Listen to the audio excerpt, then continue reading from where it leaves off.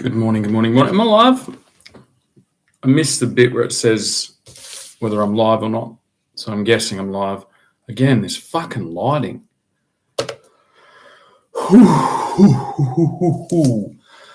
Alrighty. This one's called the Meta Commune. It's I understand that Meta is on trial for $1 trillion, which is so much money. That's so much money. $1 trillion to represent its apparent or alleged addictive algorithms and features. And I think it's time to reclassify the whole Doran. So I've got a weird back history because I had children young. I was a bit of a fucking tearaway when I was 20. Had a near-death incident, and then turned my life around and kind of got into some more like wholesome activities, like organic, regenerative agriculture and sustainable development. And I was obsessed with it for a long time. Now, one of the things when you delve into that whole area that was invigorated by the counterculture movement in the 60s and 70s is you will find the concept of a commune. And most of what I found out, like, because I was quite interested in the specific techniques of all of these different concepts, like organic farming, regenerative agroforestry,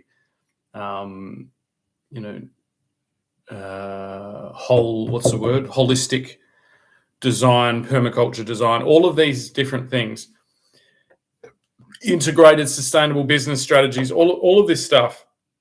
Now, the one thing that I kept finding was horror stories regarding the idea of a commune.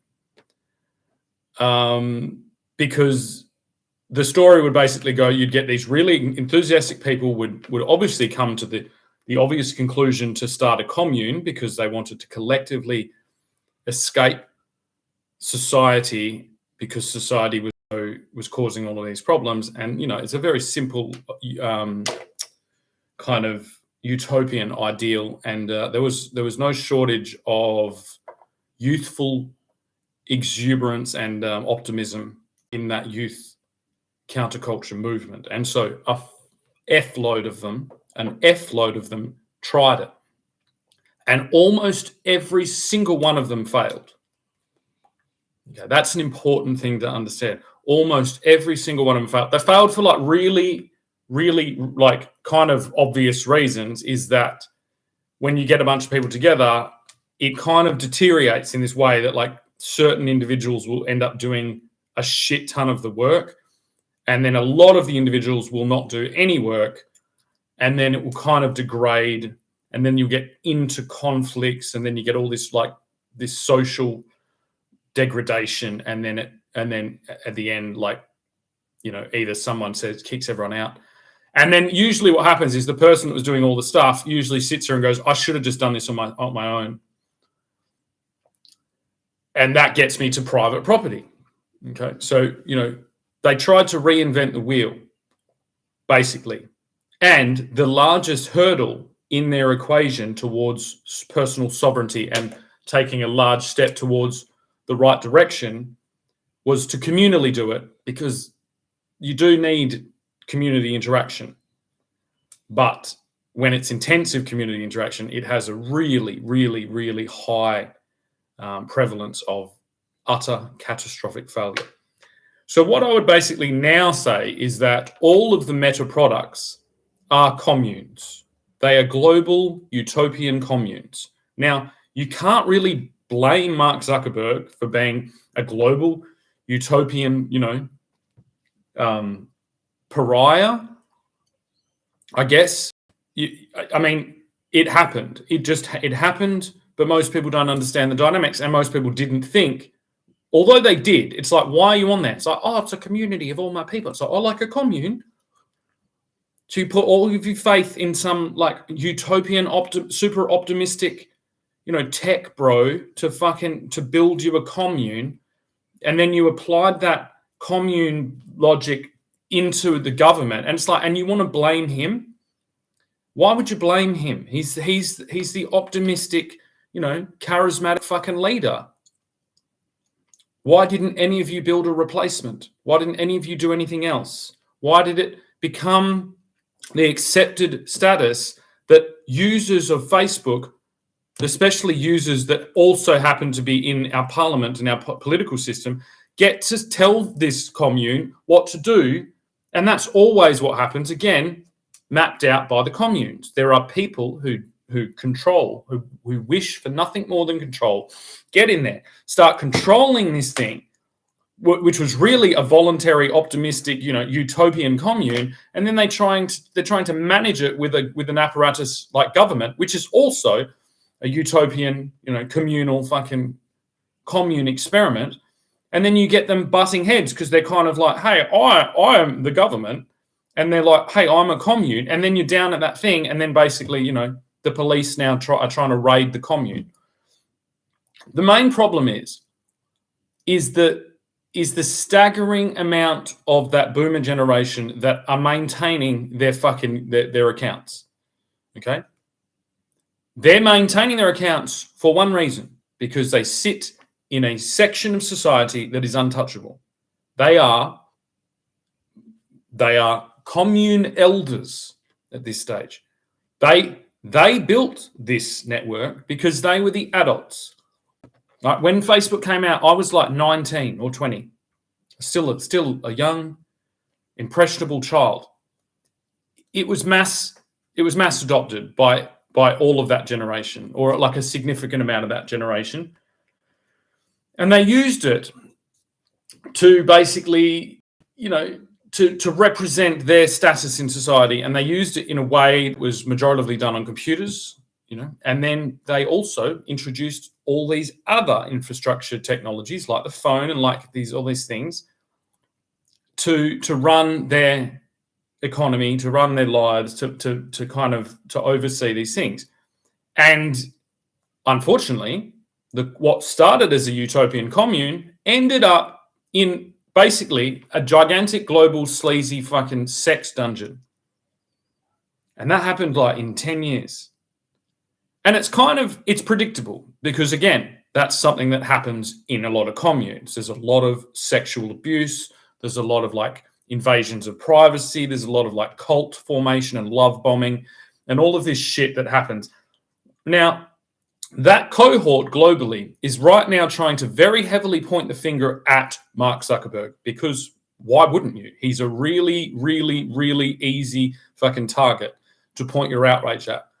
But Mark Zuckerberg didn't directly turn his utopian fucking sustainable commune into a fucking sleazy fucking, gentleman's club or sex dungeon or fucking, like rape dungeon or like spy thing or like surveillance state, any of that thing. He didn't do that.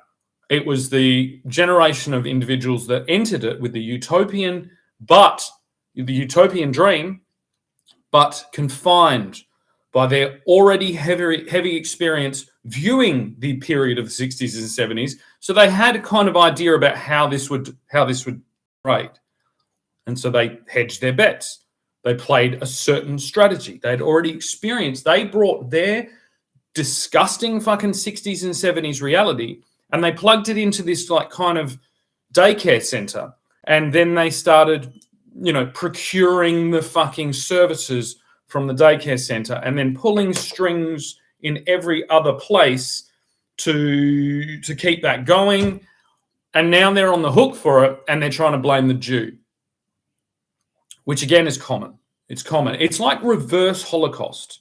The Holocaust has already happened, or like the Nazi Germany period has already happened. It's all stored in the metadata. Most boomers don't know what metadata is. It's the times, the places, the interactions, the views, all the things you've ever done on Mark Zuckerberg's gigantic fucking surveillance trap to trap disgusting fucking sleazy boomers is all stored in these massive data centers, okay? So we understand what every single person has been actually doing, despite the fact that they represent themselves doing something else. It almost completely mirrors the exact plot for the movie that I was telling you yesterday about, where a bunch of IRA terrorists hijack a tech company and fucking store them inside a building and then surveil them and then broadcast that to the world. Except it's got another dimension in it, that it's not actually the tech company, it's actually the users of the tech company that brought their generational fucking trauma and their generational superiority into the thing, misidentified or underestimated basically the true capacity of the tech overlords, you know. And I think the main thing here is they underestimated the wholesomeness of the tech overlords, their vision, and the dedication to bring that vision to light. And so they used it like a sleazy fucking sex dungeon, even though its purpose was to catch people doing that. So, and that, again, I'll remind you, that is stored in the Meta data. Unfortunately, you got to remember that Mark Zuckerberg, like, he calls himself a professional defendant.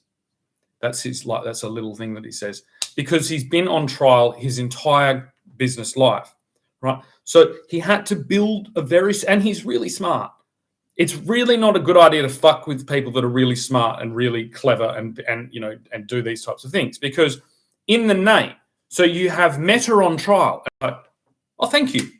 Thank you for establishing the $1 trillion Meta on trial precedent, because now we have Meta, which is just a little shortening of the concept metadata, which insinuates that metadata is on trial. And now we are going to start bringing metadata on trial, right? So we get to see, if, say you were like, I don't know, accusing someone of violence while you were stalking them, right? While you were aligning with other people that were, trying this type of fraud and corruption, and say it all was held in some type of magical library that was literally called the same as the name of the company that's now on trial for a $1 trillion trial for abuse of children, right? Well, it's like, this is going to get fucking dark.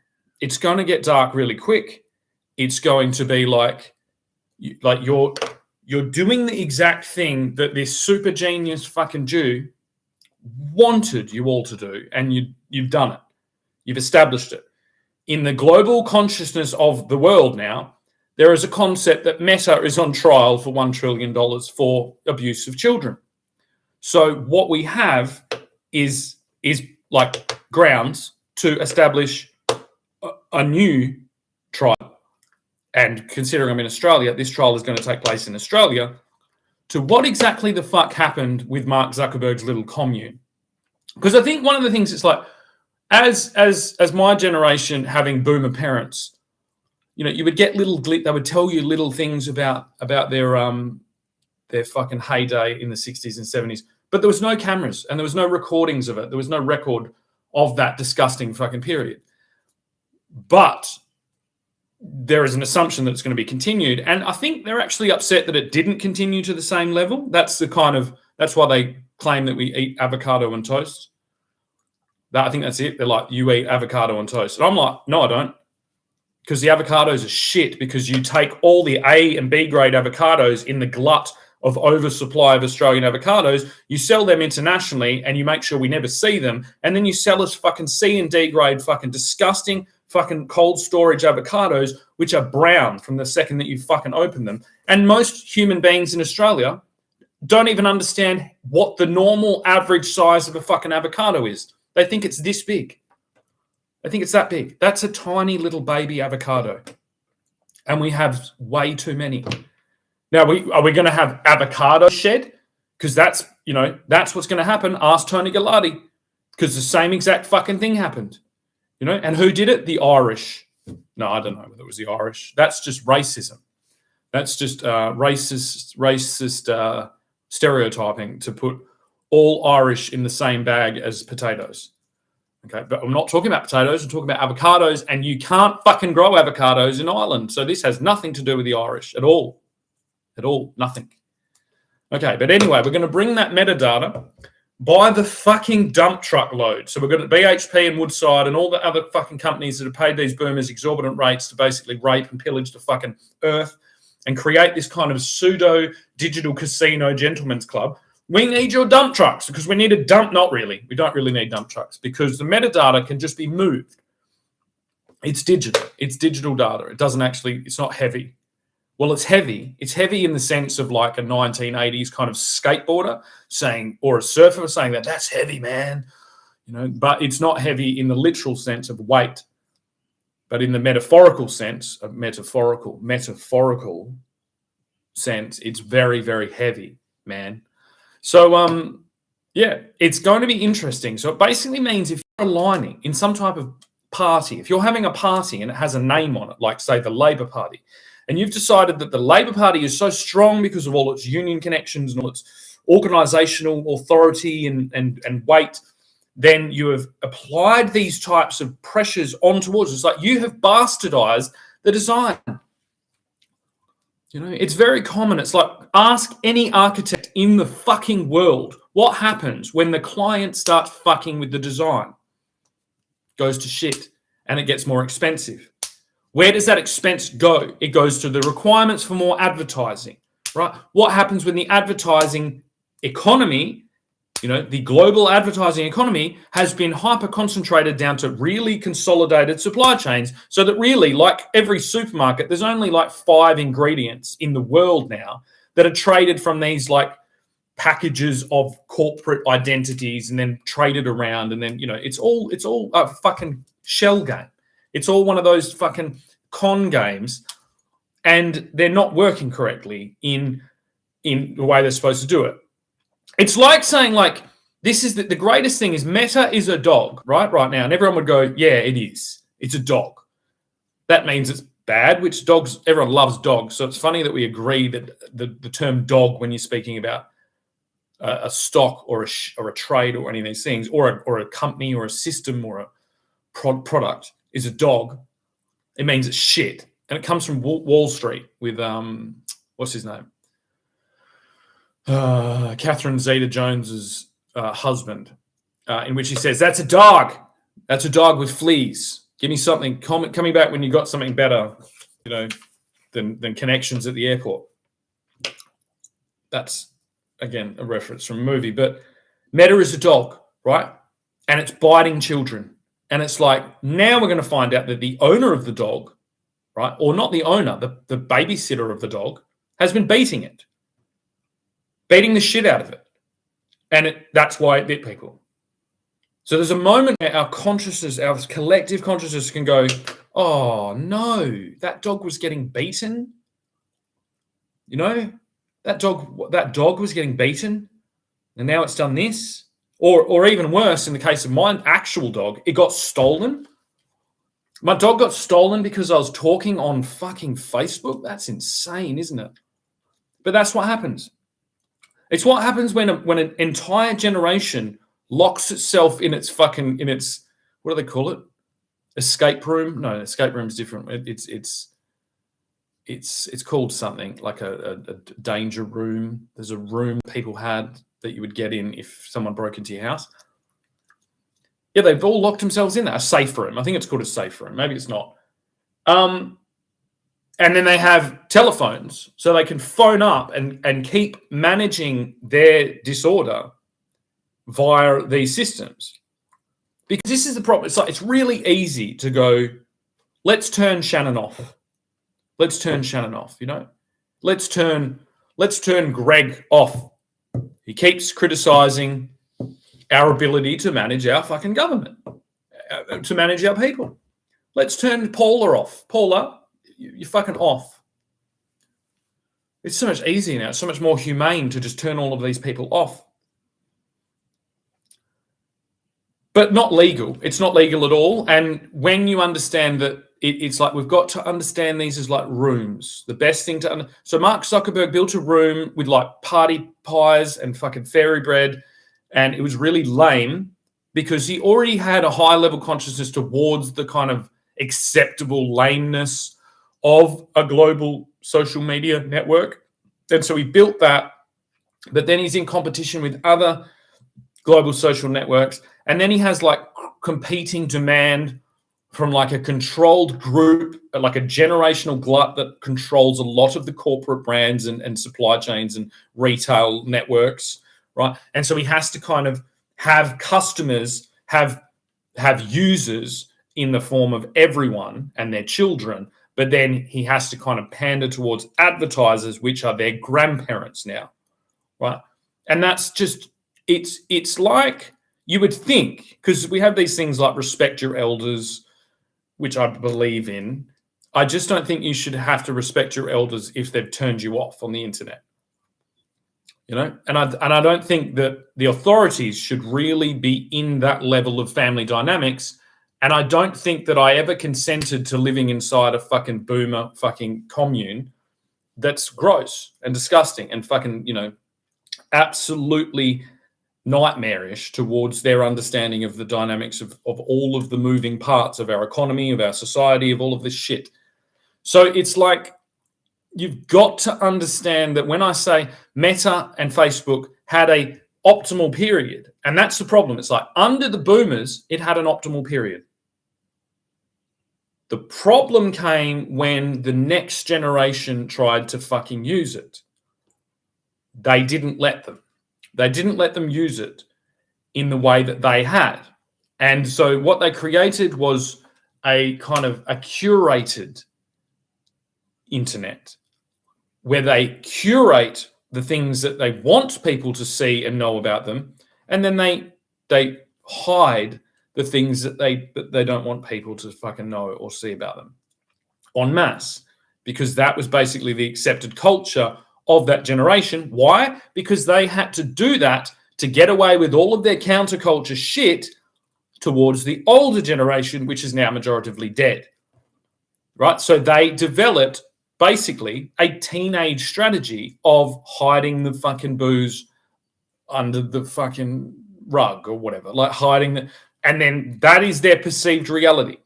That is how they had their counterculture and maintain their stuff, but they didn't have a global fucking surveillance fucking infrastructure over the top of it. So they got away with a fuckload of shit, right? Now the dynamics change when you're just sitting around in a room with a bunch of fucking drunk, stoned hippies doing some freaky shit, getting freaky, right? It all kind of had this thing. So it's like tons and tons of people were raped, you know, but it's like, hey man, don't bring the vibe down. There was lots of things that happened. There was lots of people that fell off society, right? So that again becomes kind of, that's part of their law. Boomer law is like, some people just can't handle it, man, and they fall off society. That's literally, if you go back 20 years ago and listen to boomers who were not really boomers then, they were middle-aged people. And you listen to them talk about society, it's like, yeah, some people just fell off the wagon. They couldn't, you know, they got into the drugs, man. They got into the sex. And that's not actually true. That's just like, it's like a herd of sheep going towards the good grass. They were under attack by all of these new things. They were trying to hide their lives and all of this shit from their elders, from their parents and grandparents. And they were kind of just like that, going for the green grass. And a lot of people did get lost, but they just made up their own fucking rules to why that happened. They made up their own law, basically, about that. Like, oh, people just fall off society. That just happens. So then basically they have a shortcut for the world where if you apply drugs, antisocialness, and sex, that gives them permission to wipe someone off society. Because it's almost like the hangover from the counterculture was just like gradual progress toward back to conformity. And so they needed to have law, have ways of explaining the differentiation from their peers who didn't fare so well, who weren't able to come back to conformity. And this is the way they did it. And then they developed this kind of posturing, right? So, but the boomer generation as a whole, they are masters of posturing because they had to hide almost their entire fucking life in order to re-enter society. And you can watch them. It's like if you watch boomers at play or boomers in the wild, watch them. And if there's alcohol, a little bit of alcohol, watch them kind of posture and perform, and then find little moments to just be like, remember when we all stuck our keys in that fucking bowl and did the hoop-de-hoop? Nobody knows about it. Oh my God. Not like now. Not like your granddaughter, who I see sticking fucking cucumbers in her butthole on this thing called OnlyFans. Oh, God help us. Thank God we didn't have OnlyFans. Imagine where I'd be. And that's basically it. And it's like, where did the demand for OnlyFans come from? It came from dirty old men trying to relive those reckless, free, groovy, fucking hippie, fucking bullshit days of fucking yesteryear, right? And so they just developed like consent. They manufactured consent. They went from their granddad's factory that manufactured shoes and mops, and lawnmowers into manufacturing the consent to fucking basically like confine and rape underage women. And like that. Because it's the same thing. It's like the person that, if you think manufacturing lawnmowers, wholesome. And it's like, nope. Why were they mowing their lawns? Because that was their fucking that was their dating profile with holding a fish up, was their lawn. Look at my fucking lawn. Look how fucking flat and green it is. I am a sex machine. Ba-ba-bum, ba-bum, ba-ba-bum, bum. They had those big headphones with a fucking aerial on it. They'd listen to the radio with their fucking shorts on. They'd be like, ba-ba-bum, bum, bum. That was the only way.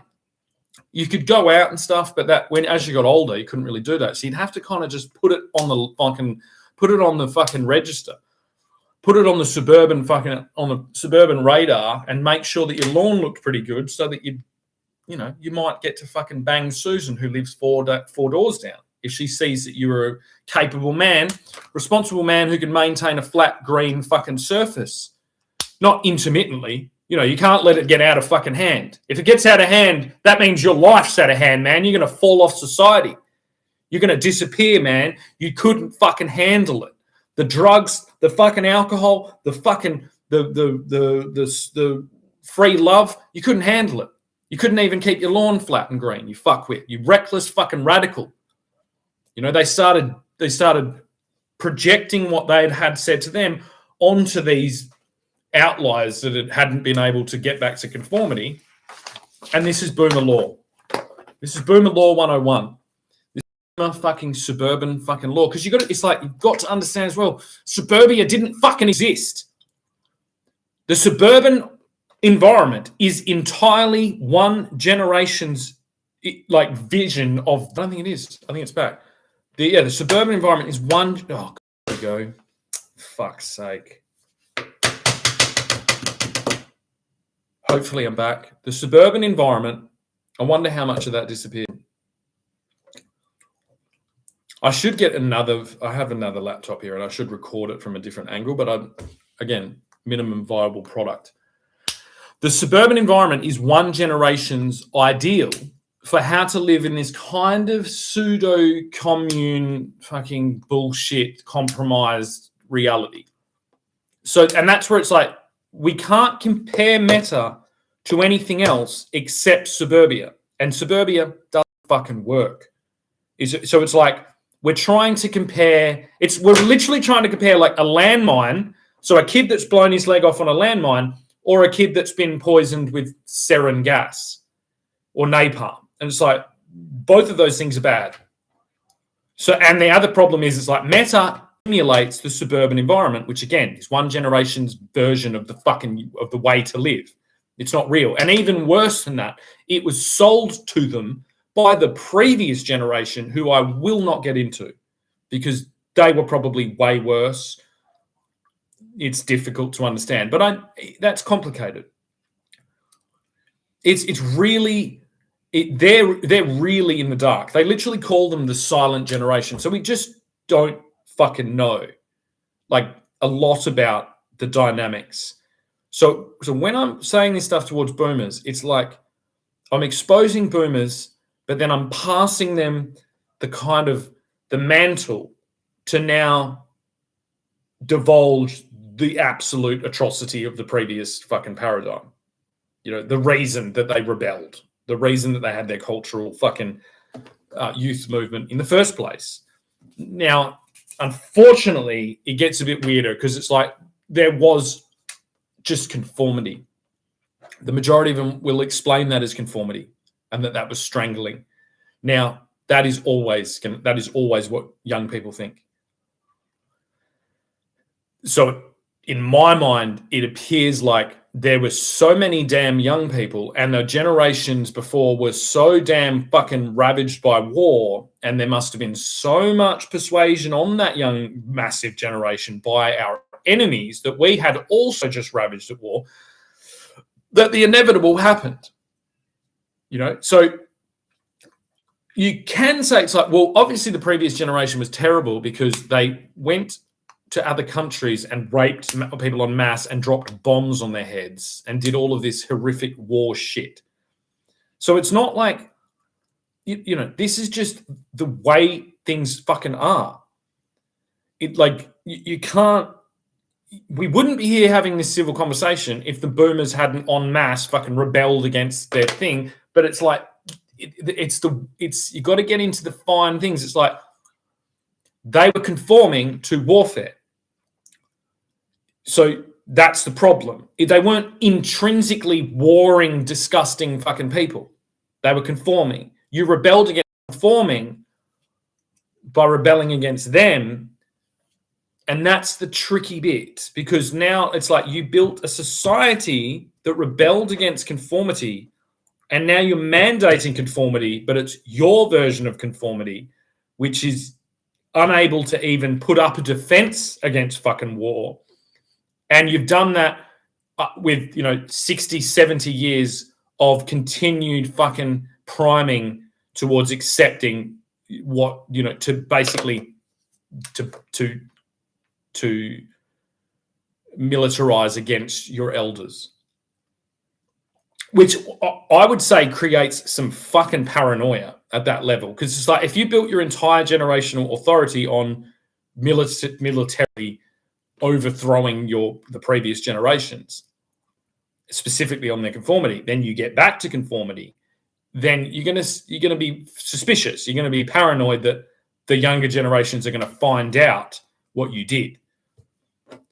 And then it's like, luckily the younger generations have enough kind of have done enough due diligence to kind of map that out correctly. So it's like, yeah, you were under persuasion by all of the enemies that your parents and grandparents bombed to literally destroy your society and make you do this. You've done it.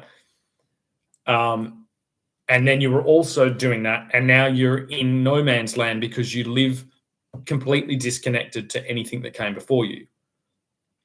Not all of you. Some of you are fucking outliers, and I give you a fucking massive round of applause. But these are just massive things that we're going to be talking about. So it's like the suburban ideal is not real. It is not real. It is a passive aggressive, like weird compromise to do with, maintaining some type of illusion of freedom, but then still conforming, because after enough time you got sick of rebelling, and so you then conformed, but then you built new protocols of conforming that were, so it's like you're now basically mandating that we conform to your passive aggressive war strategies on everyone, on your own people. You are a predatory, cannibalistic generation, and that's okay. We look after cannibalistic fucking animals in the zoo. There's nothing to say that we can't continue to look after the boomers, but we need to identify you as cannibals.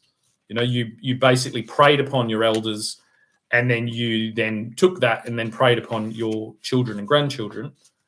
And that is what our enemies And when I say our, I mean missing your generation. I mean my enemies and say my father's, because my father wasn't a boomer, my father's enemies and his father's enemies and his father's enemies and his father's enemies, right? You did what they wanted to do because they dangled sex, drugs, and rock and roll in front of your face. And unlike you, I was able to to insulate myself from that fucking sex, drugs, and rock and roll, and still do my fucking job and defend my fucking country and my people and my children and all these fucking things. And I didn't fall off society. I fell into the fucking part of society that you had tried to fucking erase.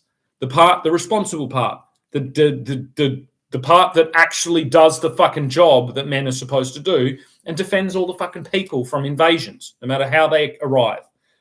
Invasions arrive in different ways. You were invaded. Your minds were invaded in the 60s and the 70s, and you just fucking let them in. Like en masse, you let them in. So you cannot actually fucking do this. The one solution that needs to happen towards Meta right now is that Meta needs to now ban every single person under the age of 70 years old. That's it. You ban every single person. You completely remove them from that fucking society. It's like we shouldn't feel bad because that's what they did. But they did it a lot fucking earlier than we did it. The boomers literally banned their fucking elders at, I'd say at age, what was, I think retirement, it's 65, but I think it might have been 55 or 60. I can't remember. There was a retirement age.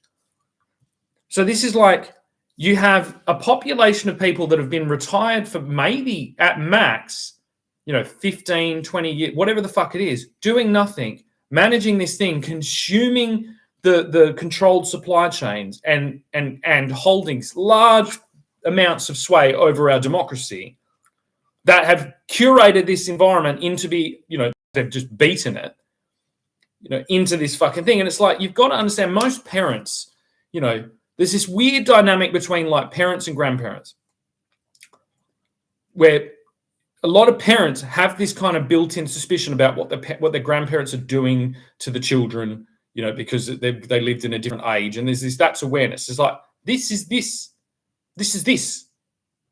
this fucking thing in a global commune, right? And my thing is like, I've told you, communes fail all the fucking time. It shouldn't have ever fucking existed. The only reason it existed is because it feigned, like it gave them the thing, because I think all the boomers had this ideal that were like, oh, I should have really fucking stayed in that commune. I've lost all my idealistic fucking optimism. So it kind of created the illusion of that with very low, like you weren't really having to do anything. You could just share something that you saw. You didn't actually have to do anything. It then kind of started regulating based on economics. And then you've got to understand that Meta had to defend itself in a capitalist system, which is just impossible. But it's you kind of have to throw it out because it's the only thing we've got to actually. It's kind of like Parliament, like Meta. And it's almost like you could say, well, we all collectively built Meta, so we all should collectively own it. And that might be the fucking strategy. That, like, rather than $1 trillion against Meta so that it goes to one government, that's insane. It's like, this is a global issue. You got to just distribute it to all fucking users. And then you've got to establish them as a parliament. So you've got to be able to you should be able to register your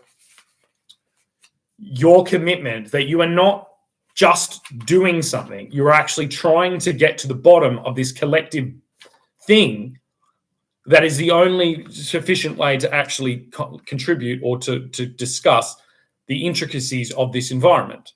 And it's like, so it's kind of like local councils in suburbia, in Australia at least, they're failing a lot because it's a failed experience. You can't manage suburbia in a council. It doesn't work. It's not a real thing. It's not. It doesn't resemble anything like what a fucking town or a village was before this. So it's not real. It can be real, but the council needs to like kind of understand that it isn't real. It's not actually managing something that has ever been successfully managed. It's managing a fucking. It's managing a sales pitch from property developers that are out of the picture now, and it's managing basically bank promotion to maintain this weird and automobile and petrol. It's like, it doesn't make sense. And that's the same exact situation as Meta, except Meta doesn't have councils and it doesn't have contribution. And so you've got to get to a point. It's like, well, we all collectively developed it. It's just that certain groups have claimed massive powers over the top of it. And this is like the ban on children. You can't, basically my argument is like, if you've already done this, you've got to just ban the phones for children under 16. Children under 16 should not have a fucking smartphone ever in fucking hell.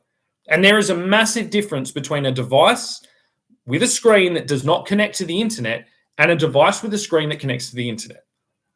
You put a camera and a fucking microphone on it and it's like, what on fucking earth were you fucking people thinking? You know, and these are the types of things. This becomes a popularity fucking contest. It becomes like, and it doesn't map out properly. It's like, I'm the highest level fucking user of these things in my life, but I'm saying that my children shouldn't have a smartphone. Why? Because I didn't have a fucking smartphone. It's kind of like, it's like there's this attempt to bypass my experience, which is relevant, and highly developed, as that I fell off society. And that's already been attempted at every single level. But it's like, no, I haven't. Shall I fucking introduce you to a wandering crackhead? Shall I interview a wandering crackhead, bring him in and sit him here, and you could all see in real time the differences between what I'm doing and the wandering crackhead that fell off the fucking hippie fucking wagon fucking 60 years ago? You know, or the wandering, whatever it is, whatever archetype it is that you're trying to squeeze me into is not who I am. It's nothing like who I am. I'm dealing with an environment that is a fucking 1,000 times different than any of you 70 plus people ever fucking experienced. None of your experiences are relevant towards curating this discussion. They're not. They don't exist. And under your watch, not just one or two, entire generations have been lost into the unknown bullshit land so you can maintain your suburban fucking delusions. It doesn't work. You know, and it's going to continuously go here. So it's like, I'm not here to represent Meta as a success. I'm here to represent Meta as a beaten fucking dog, chained up in some fucking old man or some old woman's fucking dungeon. You know, being fucking, you know, with the food bowl just fucking constantly fucking stacked up, just eating from the fucking bowl. That's what I'm trying to, like, that's what it is. You know, we register dogs. Why? Because if your dog gets out and kills someone, we want to know who to blame. You know, so it's like, who are we registering in this situation? Who's causing the fucking damage?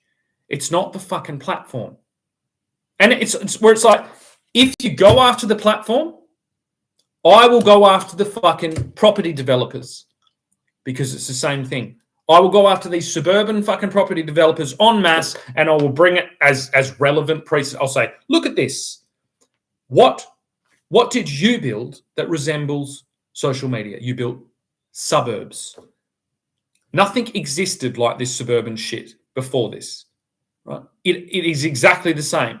Your lawn, your front yard, you're rocking up and dropping your kids at school, your sporting fucking thing, all of that shit is social media. It already fucking existed. The problem is that when you applied social media over the top, it started revealing the fucking toxic dynamics of the suburban bullshit. And that's what's on the fucking trial. It's got nothing to do with the fucking company. Because basically it's like Mark Zuckerberg has an impossible job. that it's you and the idealism that is projected towards his products, that it's supposed to do all of these things that nothing else has ever done globally. That's what he's on trial for. And that every single person on earth has free right to contribute, but selectively in different regions, there's a bunch of bureaucrats pulling strings and sticking people in fucking shadow bands and dark boxes. And then there's social dynamics of people like ostracizing and avoiding and all of this crap. So how on earth would it ever fucking work? And basically what you've already done, if we apply those fucking precedents, we bring my fucking case into the physical world and say this happened in this fucking local jurisdiction where all members of all parties involved have all been residents in that local jurisdiction at one time. They're not acting in that capacity. They're acting in a experimental fucking adapted bullshit fucking way to do with the perceived dynamics of the social media network, which is really bad. So that's what I mean. It's like I'm doing on social media what I was sold it was for. It was a fucking imitation of a yearbook.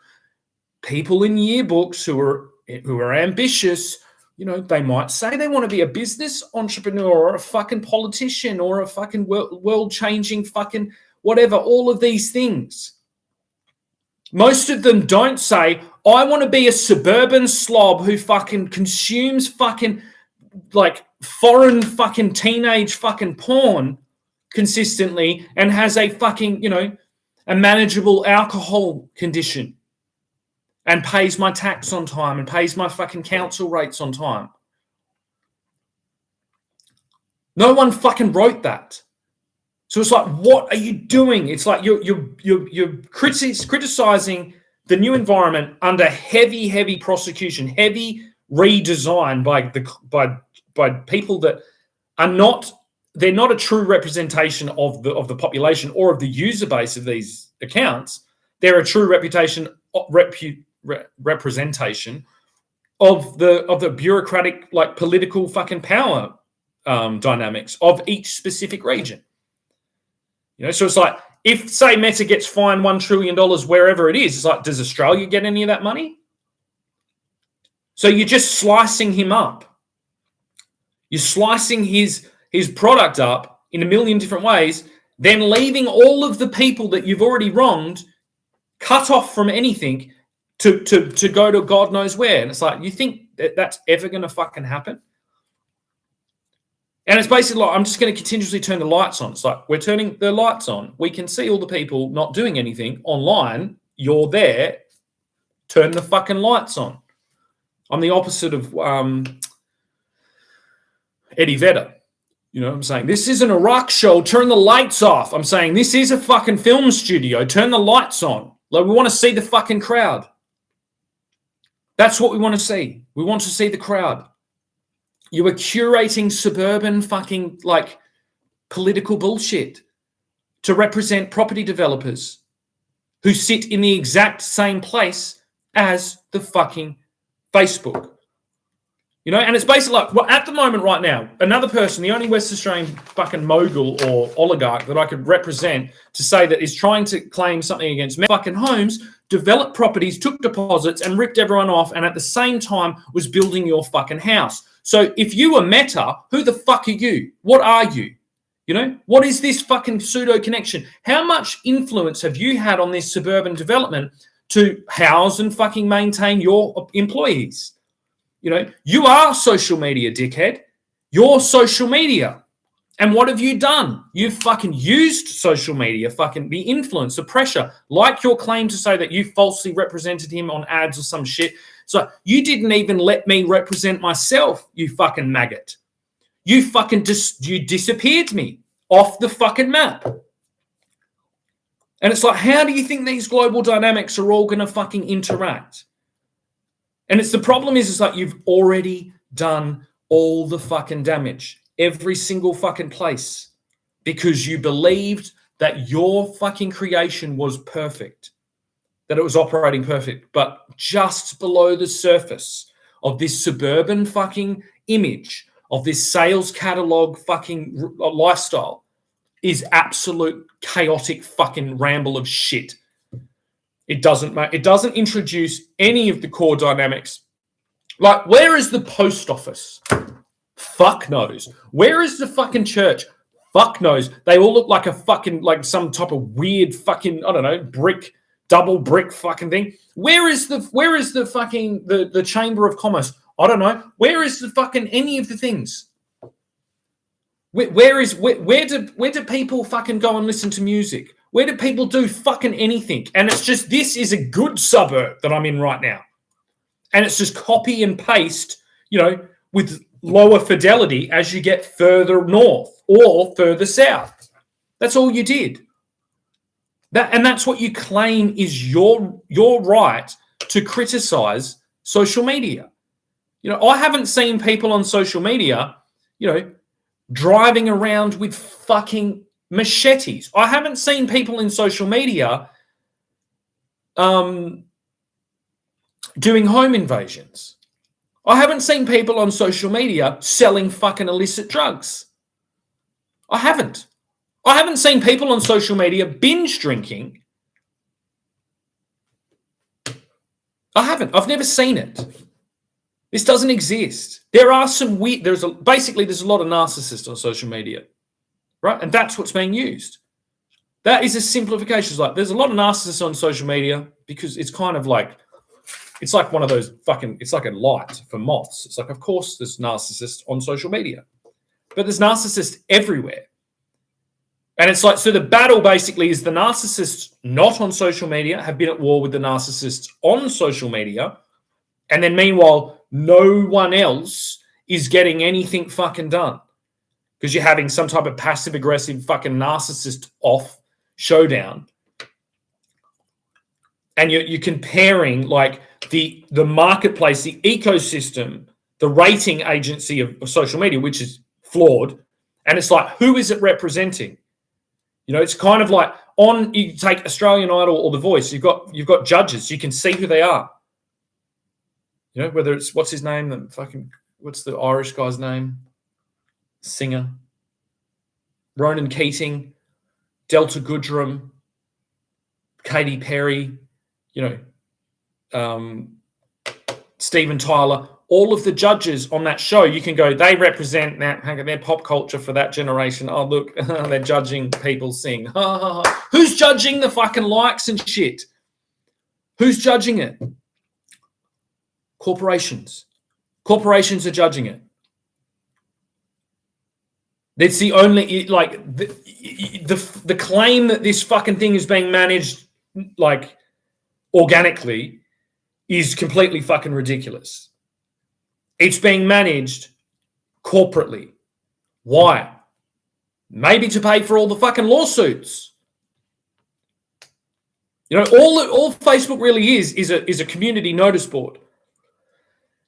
But then the way that a community notice board is dealt with is very different depending on what fucking community it's in, right? So the idea of Facebook being the global community notice board doesn't work because, the actual amount of people that you could say right now on social media are doing important information towards a really crucial problem, really passionately, and all these things, there'd be hundreds of thousands of those people every day. They are not the ones that are being put in the thing. Whereas if in a community notice board, if you say, this dog got out, is this your dog before I kill it because it killed my sheep? That's where you might have the person run out and go, oh my God, my dog got out. I'm so sorry that he killed all your little sheep at GPs. I'm so sorry. Please don't kill it. Please don't kill my sheep. And he's like, oh, I don't know. If he gets out again, I might have to kill it. But I suppose in this condition, sweetheart, I'll give your dog back. But please try and build the fence. And then maybe she could write, does anyone know how to build a fence? My dog got out and almost got killed by this farmer. Oh my God, I'm so embarrassed. OMG, my God. But that's different dynamics. If you say like, oh, the water supply is poisoned, people in these types of suburban shit, they're just going to go, oh, someone's pranking. They won't even read it. Because they literally walk into the supermarket holding their phone. They're not even going to look at a community notice board. So what chance on fucking earth does a global community fucking notice board have of doing anything, especially when the fucking political bureaucratical class just gets to say, nah, we won't listen to them. We won't listen to them.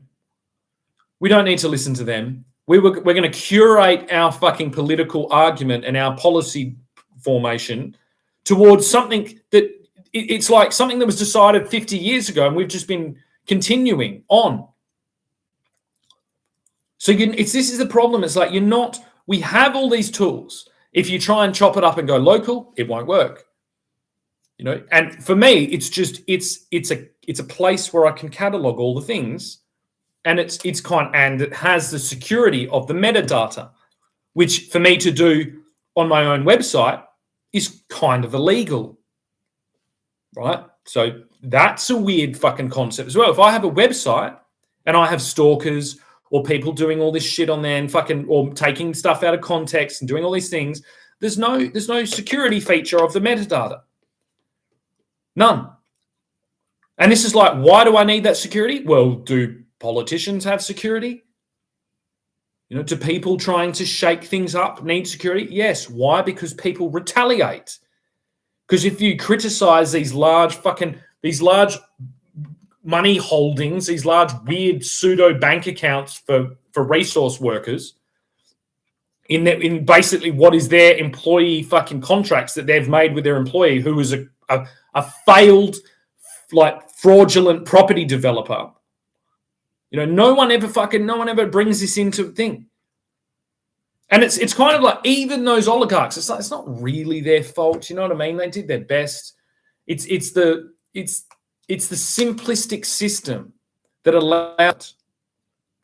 So it allowed like a kind of oligarch to develop properties and then kind of get some mines and then do well in that. And then it's all just shrunk down. And because of the simplification of all the suburbs, there wasn't all this dynamic community. Everyone was in their little isolation fucking chambers. So no one ever fucking talked. Then Meta's introduced, Facebook's introduced. It gets hijacked by a bunch of boomers who basically stratified the generations out to say, look, we're responsible fucking residents and we do all the things we're supposed to do in our suburban fucking contractual fucking arrangement.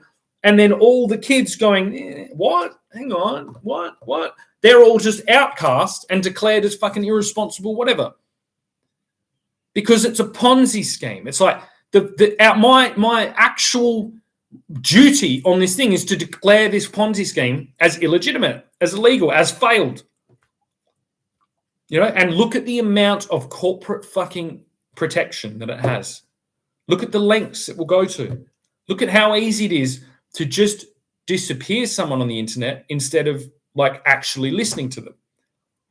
And it gets funny. I think half the reason why I'm present as a fucking like a dress up like this is because it's like, well, at least 50% of the people criticizing this system, even my interpretation of the system, are going to be young women. So I think it's funny. I think it's funny to see what it will do. It's like they're saying they're protecting women. It's like, well, you've built a fucking sleazy fucking digital sex dungeon where no one even knows anyone, and it's just complete fucking like anonymous like wasteland. That's not secure. It's not social media. Fuck off.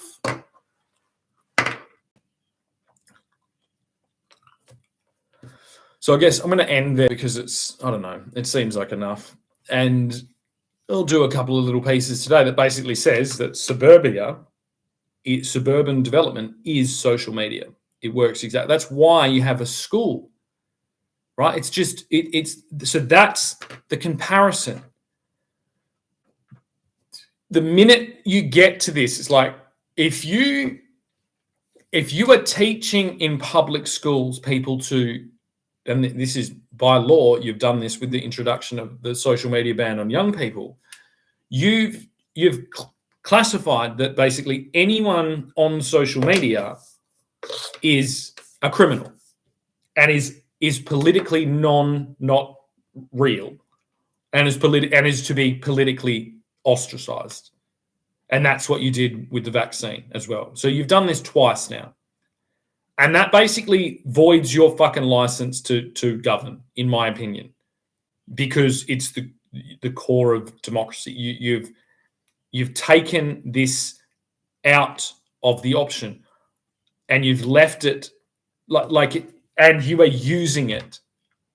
So you are curating a one-sided political dictatorship. And that means, like, if you don't stop, we will be at war.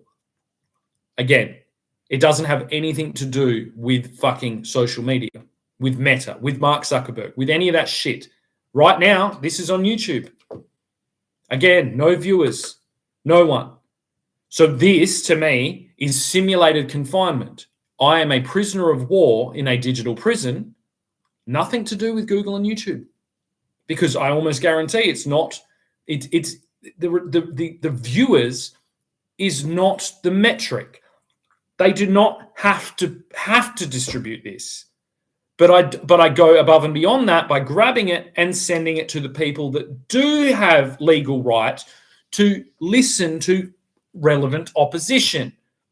And that's what's failing. And that's because it's like Google cannot micromanage our fucking governments and our environments. That this shortcut that has been used to basically say that, because it's like, look at the candidates for Secret Harbor. It's like they don't have any reach. The only reason people are talking about them is because the media is talking about them.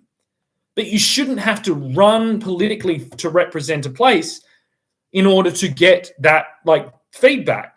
Because I'm looking at a bigger place. The dynamics are from federal to state to local, and it's not kind of confined to a jurisdiction. It's mainly confined to generations, and generations work just like jurisdictions. You know, and I think unfortunately it's like we have a minister for seniors, right? 70 plus, they're seniors. It works exactly the same. So there's a federal minister, I'm guessing, for seniors affairs, and there's a state, and there's a, you know, this is kind of local, and this is the place that this is the environment that this conflict is taking place in, and it works. Like, say I'm in Kingsley right now, and I represent Kingsley, and then there's the next door, I don't know what it is, Wanneroo or something like that, electorate. Like, imagine there's a really, really large conflicts between two regions, which traditionally has happened a lot. This is the same. This is a generational conflict, and our jurisdictions are obscuring that because it's not confined to a jurisdiction. It's generational, you know, and it's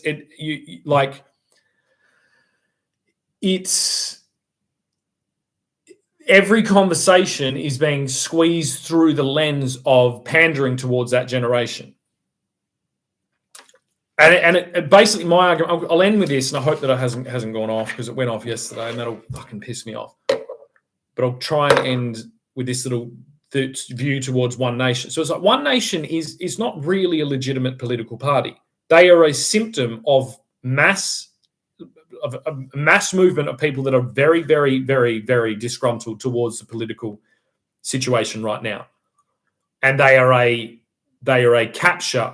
They are a capturing container for that outrage through a non-politically correct kind of lens, which is, I mean, most people don't want to be politicians. They don't want to be in politics, so that's what it does, right? So I would claim it's like right now that we're not in a normal political race. We're in, like, the support for One Nation is not, it's not kind of indicating, oh, One Nation, Pauline Hanson's going to be Prime Minister. It's like they're pressing the fucking bell to say that the hospital's on fire. Do you know what I mean? They're like, they're ringing the alarm. They're phoning the police. They're phoning ASIO to say, hey, I saw two fucking bearded men, you know, shifting fertilizer in a big white van. That's what it is. And in this situation, they're not hyper concerned about political correctness and political dynamics and political, you know, skills, and like, they're not. They're just like, fuck this. This is fucked. So that needs to be understood. It's like it's basically that is the national call. Like they should change themselves right now from One Nation and Pauline Hanson. Get Pauline, give her a clap. Pauline, you've done your job. You've done an amazing job. Change their party name to No Confidence. That's it. And then watch the polls. That's because that's basically what it is. If you changed One Nation right now, and then you said, as the Liberals, you go, we support No Confidence. Or like we can have a what's it called? Preliminary, I don't know. They have some fucking relationship with it. So it's you change it from One Nation to No Confidence. Then it takes out of it. It's like then they're doing their job. They're protesting, politically protesting. And they're claiming en masse that they have no confidence in Labor. There's no one else who's saying anything else. Like the no confidence idea, like concept through Parliament. It's like what happens when there is overwhelming demand, which there is. That's what I'm seeing in a filtered and curated online world. I'm feeling the majority claim no confidence towards the Labor Party.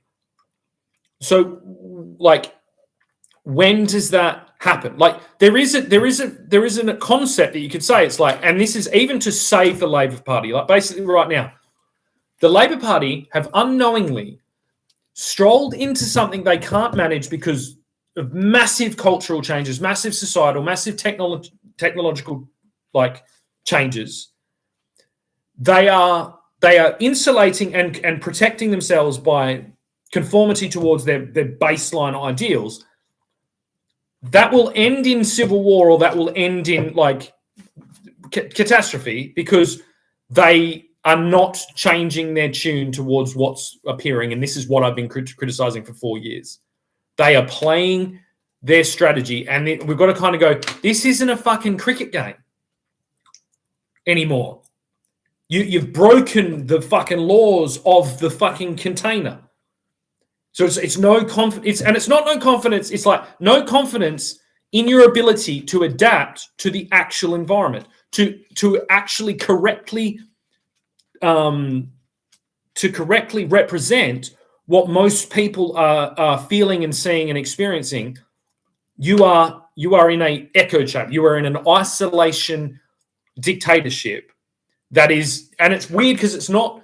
You're not in totalitarian, otherwise I'd be in jail. But you're just in incompetent territory. And the more we go down that, the larger the things will have to be. So it's like you need to this is where One Nation should be declared, just as no confidence. You know, it's a more like, if I could phone Pauline or Barnaby right now, I'd be like, why don't you change the name to No Confidence? You know, get out of the race politically, and then realign in the shadow of that. And then there has to be cross-party fucking Labor. Oh, shit.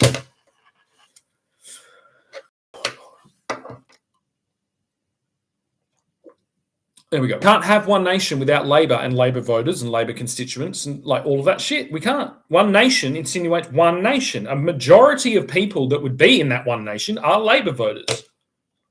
You know, so the way to flip it is the way to actually display the concept of One Nation is to basically say, get the fuck off there.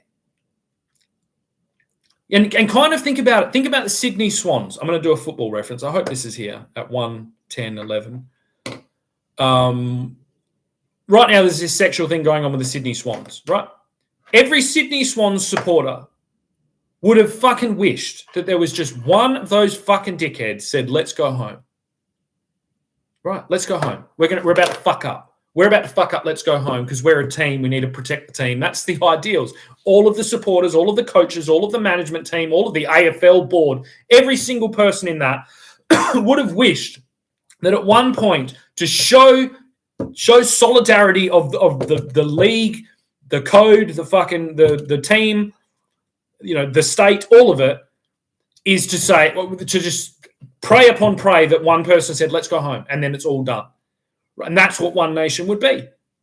One Nation should just be knocking on Anthony Albanese's door and saying, it's time to fucking get out of here. We need to fix the whole thing.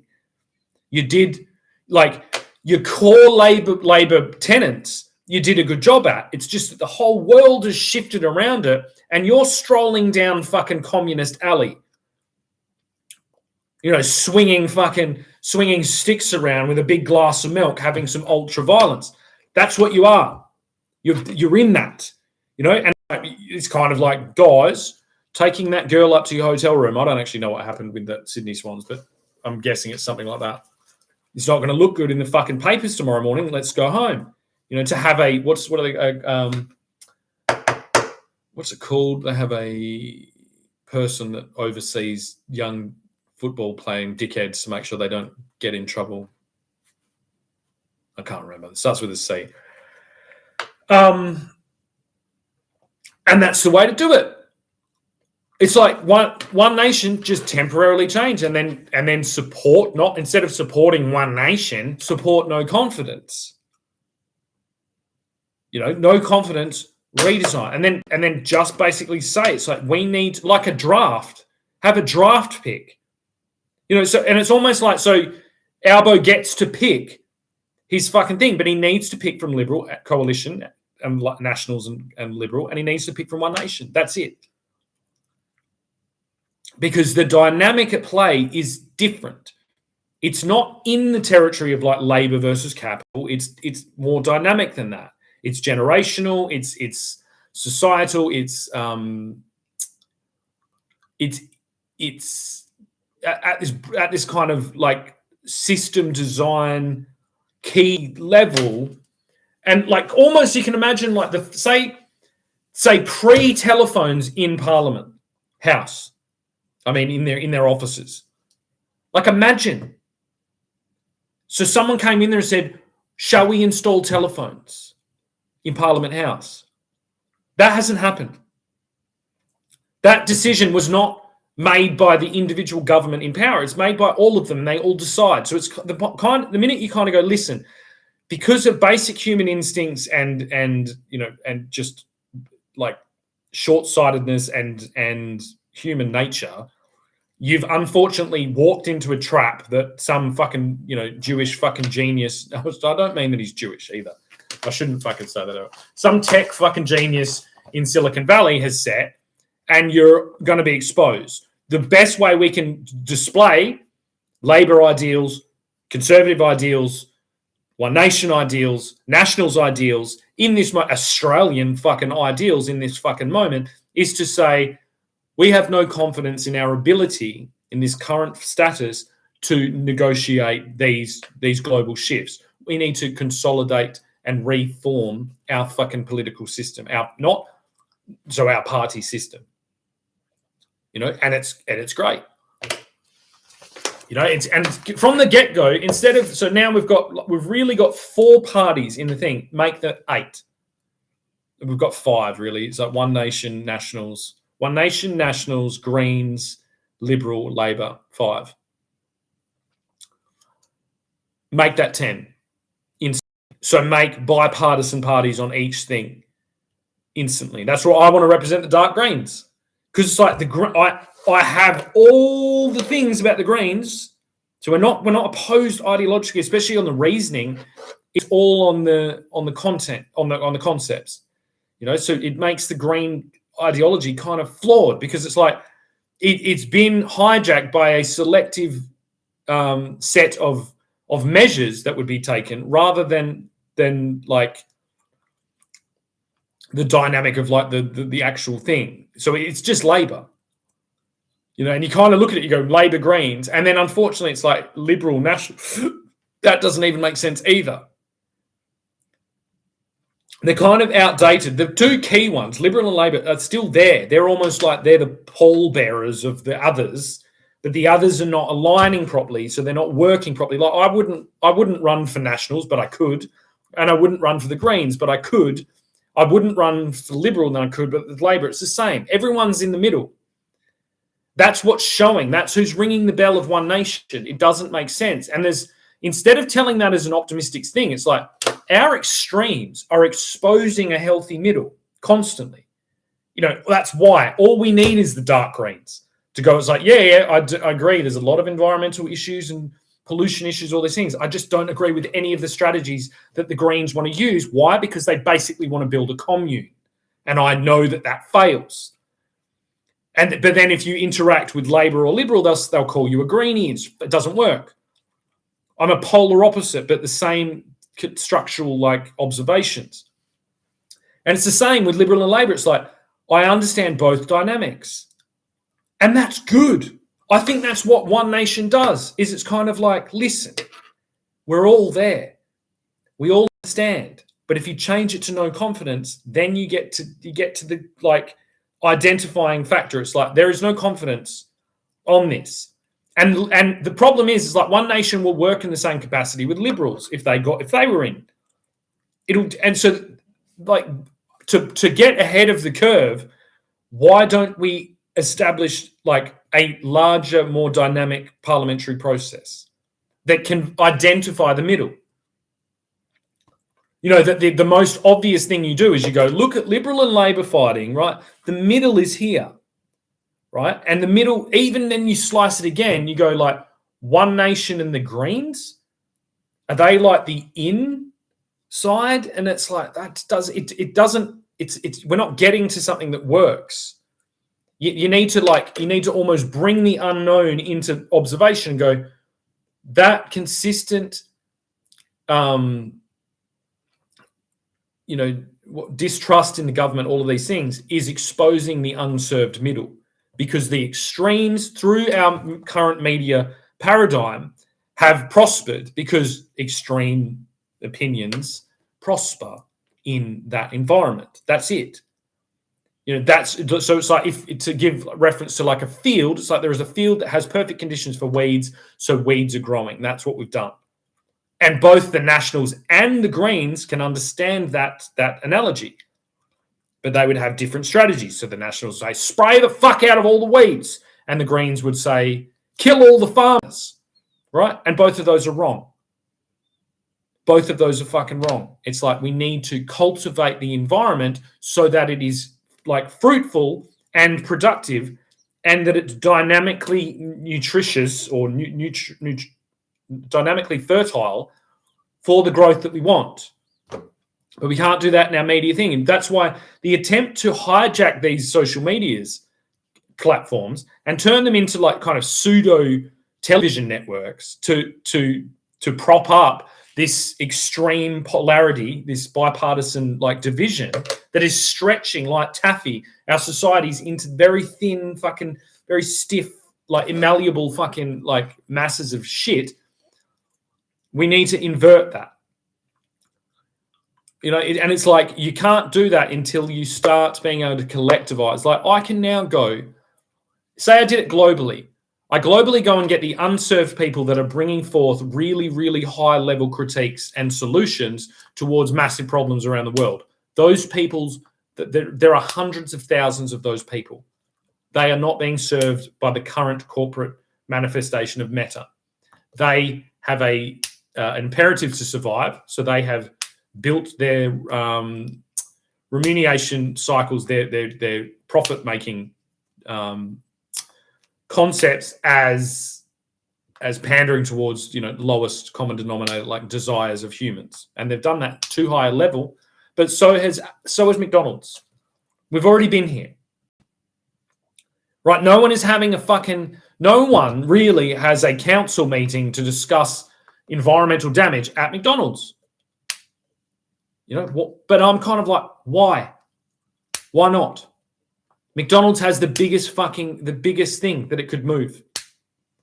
It's the same with Meta. It's like people to shift. If you're in an environment where you're experiencing high level novelty from basically pandering towards your confirmation bias and your highest level things, it's like people are still forming their own opinions, and they are forming my algorithm I'm quite happy with, because it's people that are aligned. I've had enough time, and I contribute enough, and I curated enough. And so for me, it's a high level environment. It has high level people that I'm trusting towards their opinions of the world. Most people don't, and it's kind of like you can be sitting at McDonald's eating a fucking double quarter pounder by yourself, or you could have a dynamic fucking meeting in McDonald's with, you know what I mean? It's like, that's a weird analogy. I don't know where I've getting into there, but it's like basically like books. Like traditionally, people that were proactive and wanted to do things and wanted to have high education, they would get books. They would own books, so they would have a fucking bookshelf and they would have a library, right? And it was like a display of their diligence towards informing themselves. The social media network doesn't work in the same capacity, right? There's no diploma. There's nothing on the wall that legitimizes you outside of the corporate container that is being highly utilized to keep them alive, to keep them competitive, to keep them making enough money. Because consistently they're given this mandate to fix all these problems that they didn't cause. And so it's like McDonald's could fix its own problems, and it could do it in a productive way. It could increase its market share. It could increase its brand loyalty, all of this shit. That's been proven before.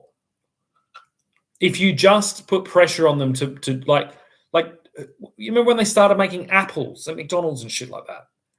But that did more damage, I'd say, than not doing apples, because it's this weird compromise that doesn't work. That's what's happening again with these social media things. It's a personal diary. And people write that they're going to have an affair in their diary. They write that that people aren't perfect, so these containers can't be perfect, but they are a convenient way to kind of organize someone's things that they want to keep an eye on. That's what children. So, but when you declare basically, it's like, oh, this is an antisocial thing. It's like, no, you're using it in an antisocial way. You're using it in an abusive way. And the main reason is because you are viewing that as the status quo. And there's nothing to restrict that type of behavior, because that type of behavior is what is in power. They haven't adapted. And this is clearly defined by the fact that I've been sending the Premier letters or comments and things for a long time, never received one reply. And it makes it really awkward. It's like, if I actually do run for anything, you get somewhere. It's like, and I'm sitting across the table from him. I'm like, why didn't you? What are you doing? Who the fuck do you think you are? You're not the king. Your entire job is to interact with this type of thing. It's like, what on earth are you doing? And what it does is it shrinks out. I could be a Labor voter. Really, it's historically speaking, I could be. I could be a Labor voter. Why? Why would I do that? So you start filtering out and pushing these people out who don't conform to your select vision that's being delegated, but that will be exposed by parties like One Nation. And as soon as they rename themselves to No Confidence, that's basically what happens. You are outside of the loop. You're outside of the feedback loop towards what Australia is actually experiencing. And it's too easy to kind of just claim that this place. But the main problem is without Meta, without Instagram, Facebook, and TikTok and these things, we have no way of communicating what's going on in this environment. Without YouTube. And that's what happens. It's so you're trying to lay my last fucking 15 years of work in the bin. You're trying to destroy it and sabotage it. You're defaming it. You're claiming that it is useless that it was a waste of fucking time. Yet I now have the capacity to hold these things. That's because of that. It gets fucking weird. and you're going to like continuously have to like shrink down your exposure to these platforms because they have a high level of being like, people are going to play up. You know, people are going to fall outside what your shrunken down fucking perfect vision of your party line is. And so that, you know, and then you're being exposed for being not present. Like if you take the official Labor Party's like social media contributions for the last 2 years, I can't actually believe that they put that shit out. The only way that they can do that is because they've created a controlled fucking ecosystem. They control other people and they put out what they think is right. And it's to the actual observer. Like if I went out and said, look, this is what I've done and this is what they've done, it's like, why haven't I been seen? It's like, I don't know. That's just insane. And it says it all. It's like, you've fucked up. You censored the internet, you know, and you censored like I can autonomously attempt to curate and regulate and develop, you know, socially stable ecosystems on the internet. I don't have to do it through a platform. And I can do it through a platform, and I can do it through a platform that is being misused by a majority of other people. That's what governments do. They're supposed to come into an area that's in decline and fix it. That's what I'm trying to do. So if I can't do it on the internet, if I can't do it on social media platforms, right? You want me to just go out like evangelical door knocker in this environment? So when the decline is being piped through the internet, you want me to resolve to the classic fucking Mormon strategy? Is that it? So then I can be on the hook for that? Like, look at this crazy Mormon door knocker. That's all you're going to do. You don't have anywhere to go. The only reason you're able to do this is because you hold the fucking lens. You hold the talking rock, the conversation rock at the commune. And you just have never fucking given it to anyone else.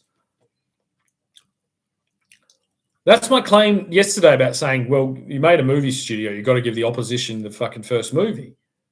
That's etiquette. That's how we built this country. It's like it's basics of like playing pool with someone at a pub. People understand that shit. That's all you're really doing. And you've lost track of the entire fucking system of it. And this is where I'm saying it's like to change one name to no confidence and warn these Sydney Swans players in red, the Labor Party, that, you know, maybe go home, fellas. Maybe go home. I don't think the fucking news is going to fucking report this well on the other side of tomorrow.